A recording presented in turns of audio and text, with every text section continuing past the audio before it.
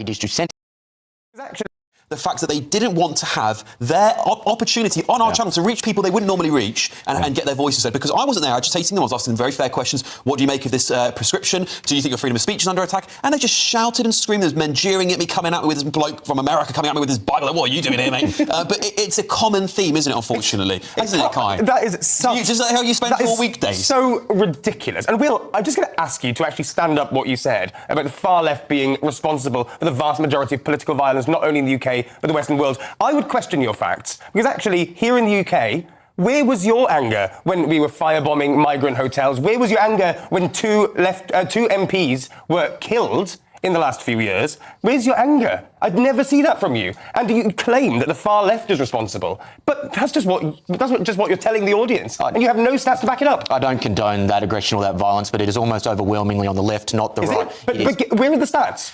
You're just saying that. I don't have a textbook in front of me, mate, but you can feel it at the audience at home. You know that this is happening. But it is the trend that happens because, as Alex said, the debate is not a part of the leftist playbook anymore. The idea is to shut down debate. It is to censor, to stop. And so when that happens, the only way that you really have a legitimate way to stop this sort of conversation is to be violent. 1 second, I just want to play you this clip from a protest. I believe one of our reporters at just the other day. Let's play that clip now.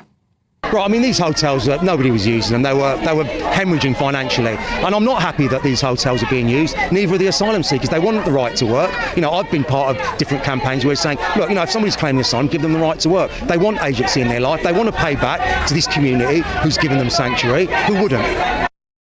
Yeah, that was Salman Mirza there from Stand Up to Racism. And you know, look, this is what we do in GB News. We want to hear both sides of the argument. We don't want to live in a vacuum. That is the reason why we have such difficult debates here on this channel from all political persuasions. We want to hear everyone's perspective, even if people might disagree with it watching at home. Anyway, let's move on there, Renee. Yeah, so this kind of throws back to the last topic, actually, because it goes back to the indoctrination of our young people, so that when they come out of their university and they're standing on the streets, you know, with their placards for what they were told they must support when they were in school and university, they do that, but they are unable to argue it because they've been so cosseted and so brainwashed that they have no idea how to confront difficult ideas and how to debate them. And this is the result. They have now got this super feeling that everything they have in their head is right, can't be debated, won't be debated. Yeah, can I just... I want to bring Trey in on this conversation as well. It seems to me that we look at some of the footage, some of these protests, and one of the big problems people feel about why there is so much violence on the left side of things is because they're bussed in. They seemingly come from outside local areas and agitate local people who have every right in their local areas to protest what is going on in their towns and cities across the UK. It feels like many of those people, we saw the police sort of escorting them at least back to train stations, they are not from local areas, and therefore that's why the violence needs to spark up.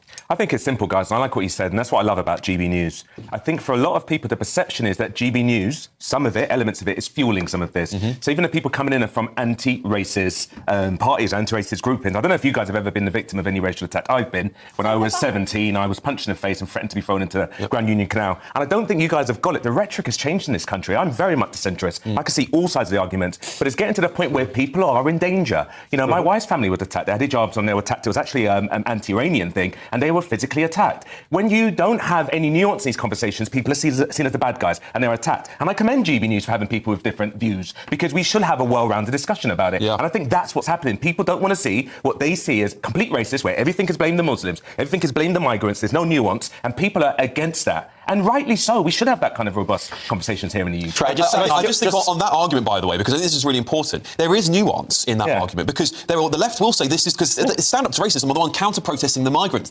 hotel protests, which are about protecting children. People are outraged because they see women and children being attacked. So what happens is the left go there with Stand Up to Racism stuff, but it's not racism they're protesting, right? They're not protesting saying... I want to add that in, Alex, I want to add that in. This is why I disagree with Kai. I think you can't deny that a lot of people coming on the boats are single men. A lot of them are economic migrants. I would agree with Will on that. I think we should have something where we can turn them around. It's not true that they all deserve to be given a hug and welcome to the country. We can't necessarily just accept tons and tons of economic migrants. My wife came as a refugee, but she was legitimate. A lot of them are not. So I get people's anger. But it's the language that I don't. Very quickly. Don't mischaracterise what I say. I agree there's a problem. A big problem. Welcome letters are fine.